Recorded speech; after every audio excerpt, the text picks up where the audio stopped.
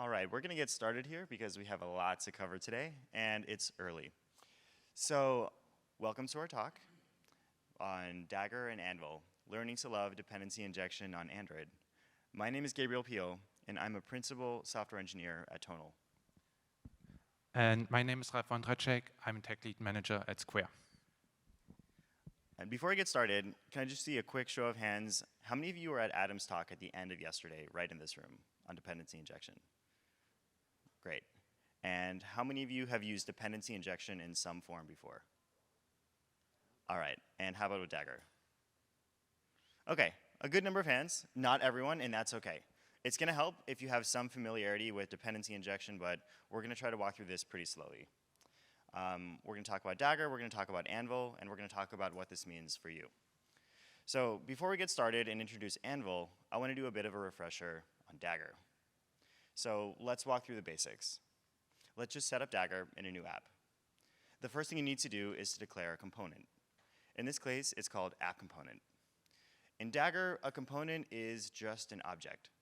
You can hold a reference to it like you can anything else, and you can kind of think of it like a hash map from a class type to the concrete implementation of that class.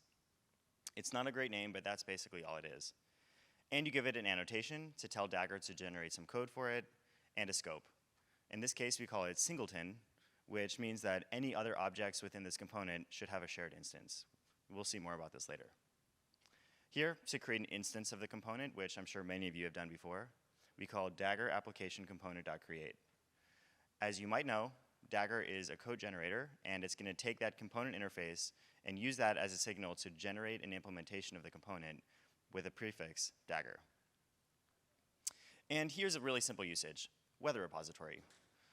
To get it to work with our component, we're gonna @inject the constructor, and then optionally annotate it with a scope, which in this case means that anybody who uses weather repository is gonna get the same instance.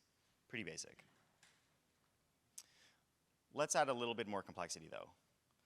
A really common pattern in the Android world is to split up your class into an interface and a concrete implementation.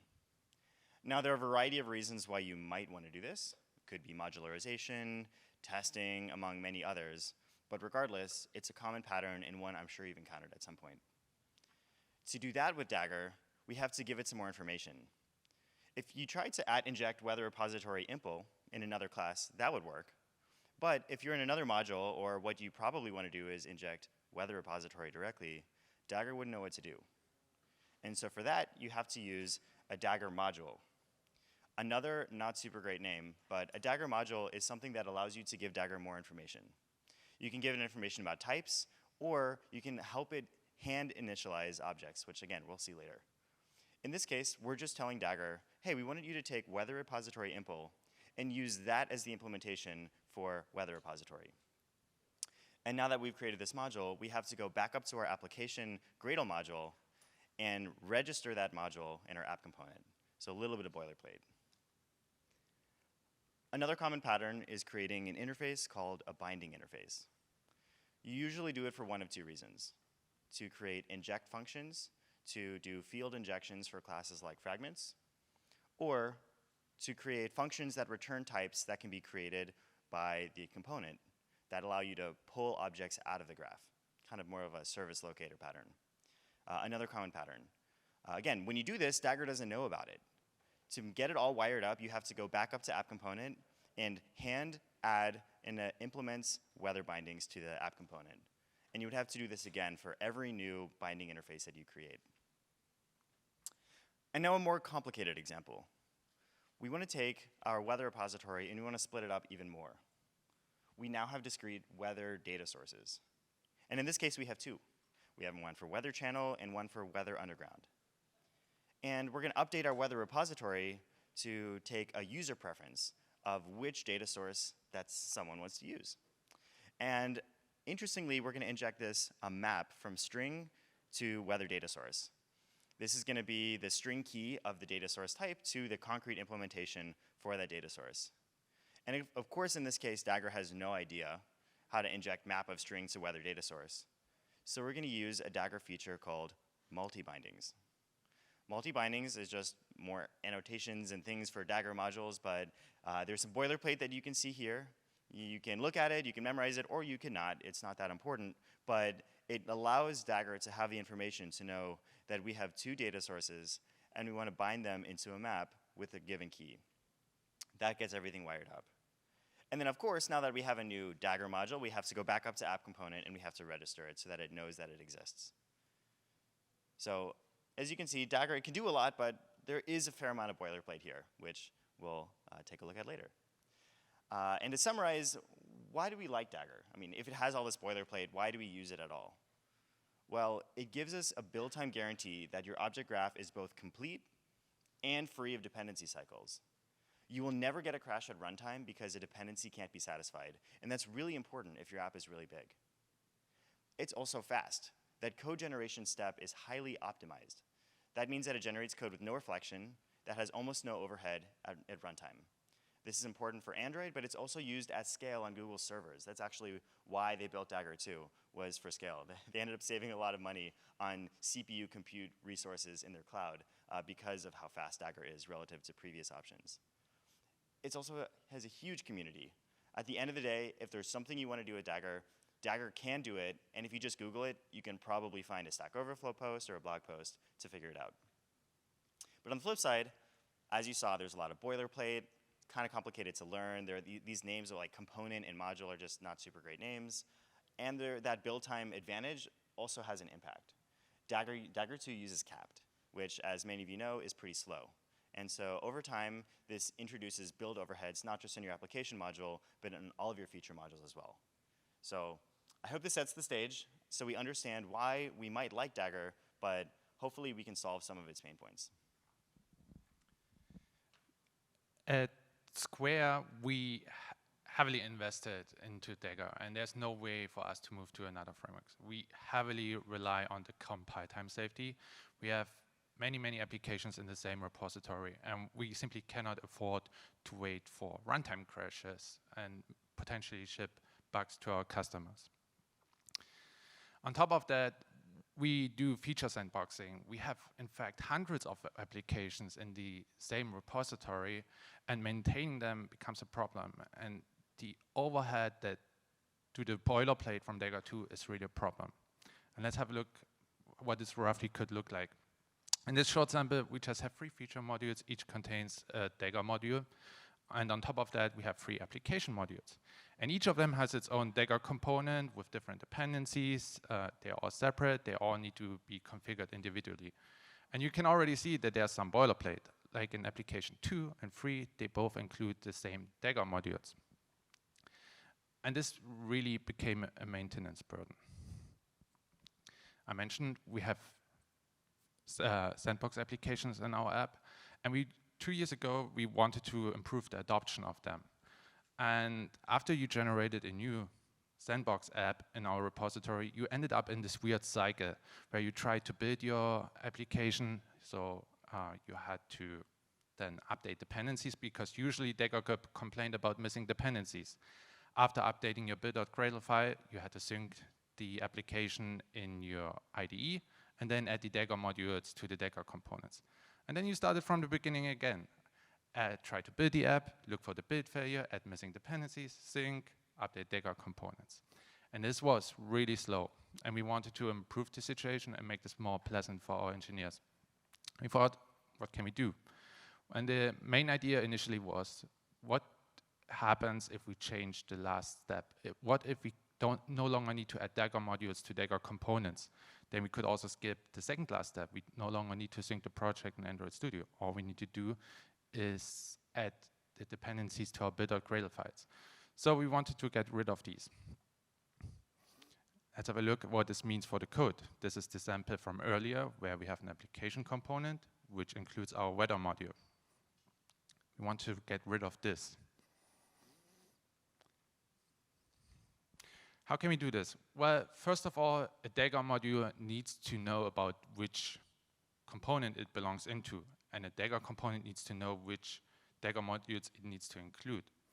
And how can we make this less explicit than before? Well, we need to have something that they both have in common and share, and that's the scope. The scope is the shared connection. Back to our example, our application component, our weather module. With Anvil, we solved it this way. We introduced two new annotations, the merge component annotation, which is very similar to the normal Dagger app component. But on top of that, we have a scope, in this case, our application scope. And then additionally, for our weather module, our Dagger module, we say that this module is contributed to the application scope. And that's literally how we read it. The weather module is contributed to the app scope, and then our app component can automatically merge it and include this Dagger module. So the app scope became the shared connection. In Anvil, a scope is literally just a class reference. We could have totally chosen a string here. There's no further magic or meaning. It's just more expressive to use a class reference instead of a string or potentially even an integer. So there's no further meaning, just to make the connection between these two. If we go back to our example that we had earlier with the free application modules and library modules, what do we actually gain from this? Well, if we update this for Anvil, then we have something like this. Every Dagger module contributes to annotation, to the scope, and suddenly all our application components, they look all the same. They just have a merge component and specify the scope, but they no longer need to manually include the Dagger modules. It solved the use case that we had in our repository, and the one thought we had, well, is this really that kind of a big deal? Does this little change have such a big impact? It turned out in a large repository like ours, it was a big deal, and we saved a lot. So what do we actually gain from that? Well, first of all, we align our build graph from our build.gradle files with our dependency graph in Dagger. Before, you had to add dependencies to the build.gradle file, and then you had to add Dagger modules. And it happened, unfortunately, quite often that engineers added dependencies to the build.gradle files, but forgot to add the Dagger module. So the dependency was redundant. And it's also awkward to do basically the same thing twice. So with Anvil, by automatically merging contributed Dagger modules, we only need to rely on one graph, and that's our build graph. The dependency graph is constructed in a looser way, and this brings surprisingly many benefits for us. We will look at more samples and advantages later at this. Additionally, we moved the decision in which scope to include a Dagger module to the declaration side. In vanilla Dagger, you don't need to do this. The idea is that you could include a Dagger module in any scope. But the truth is that that's not the case. Usually a Dagger module has an implicit scope by the types you provide, by the types that these dependencies inject. And we made it very explicit that a Dagger module should be included in a specific module. Furthermore, in a code base like ours, when you have hundreds of applications and hundreds of Dagger components, and you want to roll out a common new Dagger module that should be included by all of them, in the old world, you would need to go in and update every single component. That's tedious. With Anvil, you just add one annotation, and that's it, and Anvil will take care of the rest. So overall, the result for us was that it became faster to create these sandbox applications, and we actually saw an uptick in our numbers, and the adoption grew. All right, so now that we've set the stage for what Anvil is, let's go back to some practical examples and see what it looks like in practice. So we're going to go back and forth between the Dagger version and the Anvil version for the exact examples we went through at the beginning. Remember, this is how we set up Dagger in an app. We're going to walk through the same thing with Anvil. The first thing we need to do is actually add something new. As Ralf mentioned, we need to create a shared interface that there's no magic about it, it's just almost like a shared key. In this case, we have a lib.scopes module. You could call it whatever you want, and we're going to create an empty interface called appscope. You'll see how this all ties together in a second. We're going to go up to our application, and we're going to define app component, and we're going to replace that component annotation with merge component in appscope.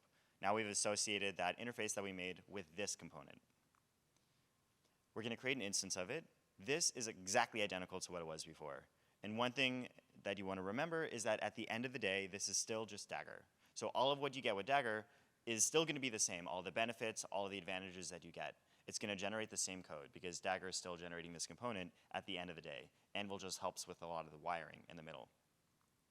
And then when we create our weather repository, it's identical. Absolutely no changes here. But I want to zoom into one specific part where we have both singleton and app scope. And this part is confusing because Dagger has a scope and Anvil has a scope. And it's really confusing that they have two names and it's really ambiguous what you should use when. And it might be okay when you have a nice clean name like singleton, but believe me, once you start defining your own custom components, it really starts to get confusing. So Anvil is a relatively opinionated framework to help give you guides for how to use it, so we're gonna give you one here. We're gonna add an annotation called single in. This is gonna allow us to align the names between our Dagger scope and our Anvil scopes. So here we're gonna replace singleton with single in app scope, and all examples moving forward are gonna use this pattern. Because this is a practical talk, to actually do this, you wanna copy these 3 lines of code. It's 3 lines of code. You can copy it from the slides, you can copy it from the Anvil repo or our sample app, but just know 3 lines of code, you copy it once for your app, you reuse it, you're done. Don't worry about it. And then now, all we need to do, again, is replace the singleton annotation inline with single in app scope. That's it. There's no other magic. There's really, it just works, really. There's no extra compilation steps or anything for this. Now let's go ahead and look at the interface and implementation. So we have our weather repository and weather repository impl. We had to give Dagger the information for how to bind the implementation to the interface type by creating the module and then going and registering it. Well, with Anvil, we're just going to go to that implementation and add a new one, the implementation, and add a new annotation called contributes binding to app scope. This is such a common pattern that Anvil really helps with this out of the box. To do this, Anvil is going to go and look at this class that's annotated and say, hey, weather repository impl, you implement one interface. We're going to go ahead and automatically create a binding from your type to that interface, and then automatically, again, contribute it up to app scope. Pretty simple, right? And of course, this is flexible and used at scale, so if your class implements multiple interfaces, you can specify the specific types you want to be bound to your component. Let's take a look at the binding interface. Once again, you write some code in one class, and then you have to go to another Gradle module to add boilerplate. Not only is boilerplate bad, but boilerplate is especially bad when you have to hop over multiple Gradle modules, as we saw from the example that Ralf showed, where you have multiple different applications. Maybe you ship multiple apps to the Play Store, maybe you have internal testing apps, but that introduces additional complexity when you have to do it in multiple places. With Anvil, we just go to that binding interface, and we add the annotation, contributes to app scope. Anvil will take care of the rest. It will automatically go up to your app component, and in the actual implementation that it generates, it's going to implement that interface. Kind of like magic, but it actually works. And then finally, this multi-bindings example is relatively complex. I actually had to make the font smaller on this Dagger module so that it all fit on this slide. And if you needed to do it, you'd probably need to go and copy and paste some code to get it to work. With Anvil, we just add these annotations directly to the data sources inline. We're going to say, hey, weather channel data source, I want you to contribute a multi-binding to app scope with the string key weather channel. And same with the weather underground data source. And with that, the rest of it works. No more Dagger module, no more registering it in your app component.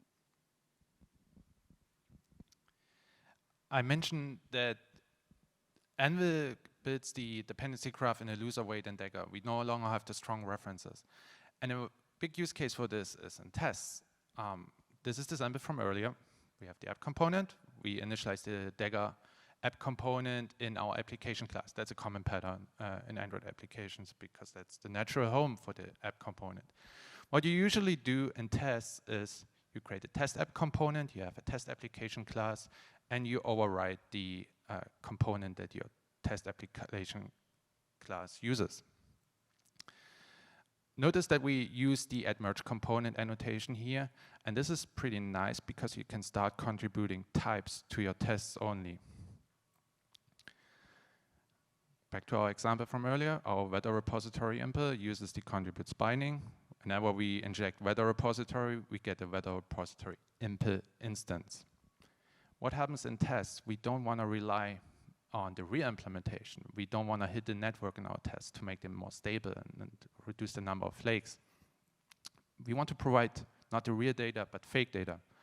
What would you do? Well, you would create a fake weather repository, which returns a set of static data.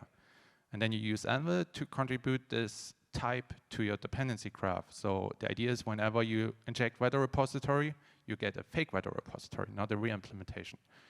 The issue is now that Anvil sees two types. It sees fake weather repository and weather repository impl. And it would complain about the conflict if you try to build this now. Anvil makes it very easy to say, I want to use one specific implementation. You would simply declare that the fake weather repository replaces your original and the real implementation. So when Anvil sees this marker, then it will automatically choose the fake weather repository, and all your tests always get the static data. They don't rely on network requests, and you have stabler tests.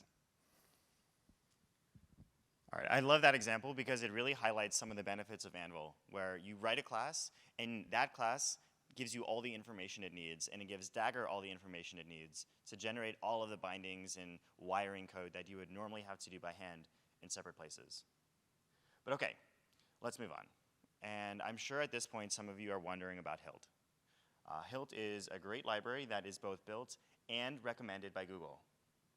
And our job here is not to say that you shouldn't use it. Our job is to say, we use Anvil, this is why we like it, and this is why we didn't choose Hilt. And so I want to walk through two examples from the Tonal codebase that were real-life examples that make Hilt not a great choice for our codebase. And the first one has to do with multi-login. So Tonal, if any of you know, is a multi-login experience. You can have multiple accounts on your device, and you can freely log in and out from one to the other. And we wanted to make sure that we have a clearly defined lifecycle and scopes for user accounts. In fact, if you're not careful, let's say you had some long-running subscription or a coroutine job that's uploading data. If that was still going and you accidentally used the wrong scope, then you logged out and logged in, you could easily accidentally upload data from the previous user account to the new logged in one if it was built in a reactive way. This is both dangerous, and it's something that actually happened to us several years ago before we implemented any of this infrastructure. This is a real-life bug that we hit that we want to make sure absolutely never happens again. And we also want to give features null-safe access to the currently logged-in account that we can guarantee will never be swapped out to the next user from underneath them. And for that, we need a user component. The next one has to do with how our workout experience is built. You can think of the Tonal app kind of like the Uber app in that our customers spend the vast majority of time on a small set of screens. With Uber, you have the rider, what used to be called the rider fragment and driver fragment, and at Tonal, you have the workout fragment. People spend the vast majority of time in the workout. That is, of course, our core experience. And it's, of course, very complicated. There are a lot of different kinds of workouts, different states, feature flags, etc. It's a really complicated product, but at the end of the day, we didn't want our features to become more complicated as the product grew in scope. So the way we set it up is we have a parent fragment called workout fragment, and it owns a Dagger component called workout component. And that's a child of the user component. So we have the app component, user component, workout component in that order. Now that fragment has a bunch of children. And each workout feature, the rep counter, the weight dial, the progress bar, the video player, they're isolated child fragments. So they have their own layouts, they have their own view models, and we want to make sure that they can be isolated code, but that they can also share information and data through a Dagger component. I have some sample code here because the details of how this is wired together in a parent fragment is really interesting, but too much that I can't really go into all of it today. But I put it all together in a sample app that's available on my GitHub, so you can refer to it if you want to see how we do this. There's some nice Kotlin delegates and other utilities that we use to make this work nicely. Now, if you go to the Hilt documentation, you'll see this component graph. And this is both Hilt's best feature and also one that's highly limiting. In this case, you get all of these components for free out of the box. And that's what makes these Hilt demos so great. You set it up, and then you can start annotating your classes with scopes right away. You don't have to create your own components or hoist them in places or whatever, manage their lifecycle. It's all done for you by Hilt, and that's really great. On the flip side, what you see is what you get. And in our case, we need to insert a user component in the middle of this graph, which is not possible with Hilt. You can create a child component, but once you do that, you've effectively forked their componentry, and nothing, you have to create your own tree after that. Anything that comes from Hilt won't be able to use the inserted component that you created. And then for the workout component, remember, it has to be hosted in a very specific parent fragment that's accessible both by the child fragments and their associated view models. In this case, if we did that, if within a fragment, if we used fragment scoped, the scope would be too small. It would only be scoped to the child fragment, and we wouldn't be able to share data between different workout features. Well, if we use view model scoped, that's a child of activity retain component, and the scope is too big. Tonal is a single activity app. So there's a single activity, and it lasts for long after a workout. You can do multiple workouts, same activity. So anything that's closer to an activity scoped, that's too big. This structure, at the end of the day, just didn't work for us. So you need to take a look at your needs and see, really think about this component structure. If you go really far down the Hilt road, that's great, but if you will ever run into this in the future, it's gonna be pretty painful. Build time was a big concern for us from the beginning when we started working on Anvil. As we mentioned earlier, Dagger 2 will slow down your builds because it runs during the compilation of every single build. And we didn't want to make the situation worse with Anvil. So our initial approach, how to implement this, well, we rely on annotations. The annotation processor would be the natural implementation.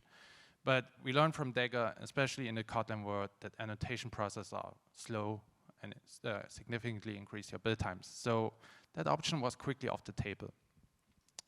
We looked at bytecode processors to implement the mechanism that we wanted with Anvil, but it didn't really fit well because bytecode processors rely on bytecode, and that's too late. We want to change our dependency graph during compilation and not after it. We could have worked around it, but it wouldn't have been nice. The third option was a Kotlin compiler plugin. And we tested it, and it worked pretty well for us because it allows us to implement features like contributing binding interfaces like Gabriel showed earlier. We literally change the code that you write for your Dagger component and add the super types to the list. On top of that, compiler plugins are fast.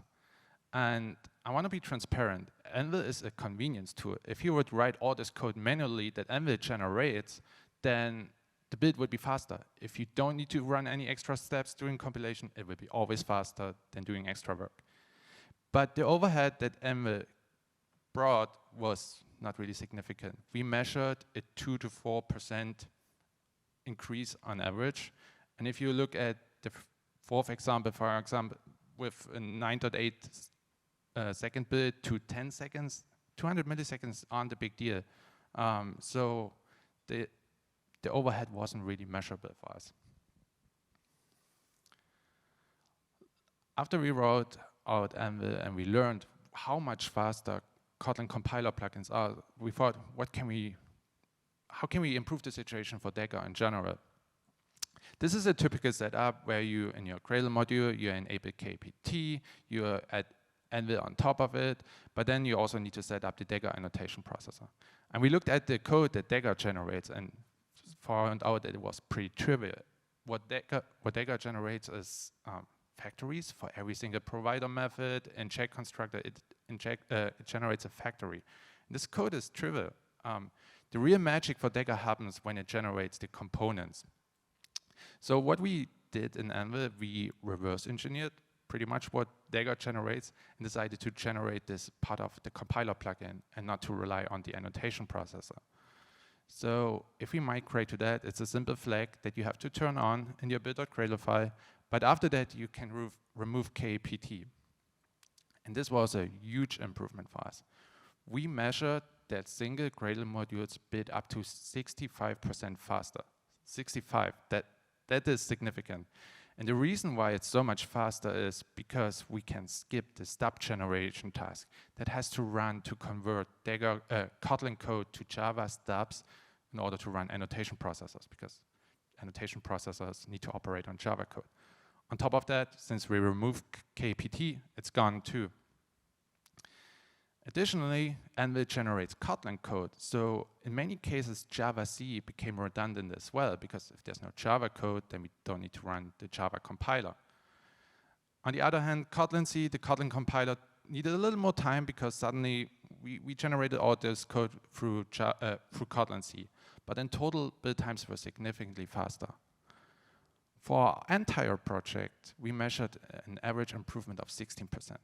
That's also quite significant. If you imagine the number of engineers that you have, the number of times you run a build, it adds up quickly. In some cases, in some of our benchmarks, they were faster by over a minute. And if you don't believe me, there's a nice comment from Zach Swears from Slack. When they rolled out this feature, they measured an improvement on average of 25%.